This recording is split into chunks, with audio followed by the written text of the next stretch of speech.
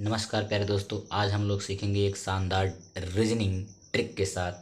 और हमारा रीजनिंग का आज टॉपिक रहेगा मिरर इमेज यानी दर्पण प्रतिबिंब।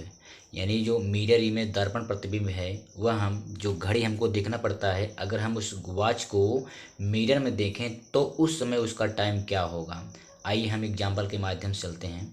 जैसे मान लीजिए अगर हमारी एक्चुअल घड़ी में 8:40 हुए हैं, 8:40 हुए हैं, तो इसका दर्पण प्रतिबिंब क्या होगा यानी मिरर इमेज क्या होगा। दर्पण प्रतिबिंब क्या होगा।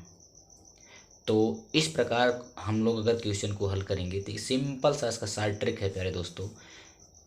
11:60 या 23:60, इसमें से हम लोग जो भी क्वेश्चन पूछा जाएगा उसको हम घटा देंगे, घटा देना है।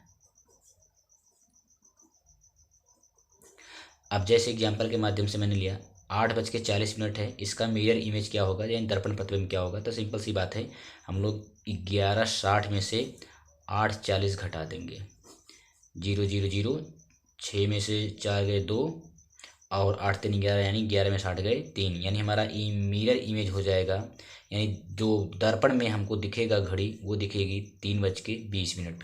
कहने का मतलब 8:40 हो रहा है तो हम लोग दर्पण में देखेंगे, मिरर में देखेंगे तो 3:20 हो रहा होगा उसमें। एक एग्जाम्पल हम लोग और ले लेते हैं।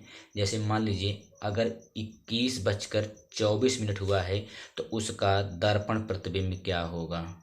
दर्पण प्रतिबिंब क्या होगा। तो अब हम प्यारे दोस्तों ये वाला सिस्टम ले, जब 11:60 से अधिक हो तो इसको ले लेते हैं, 11:60 से कम हो तो इसी में से माइनस करते हैं।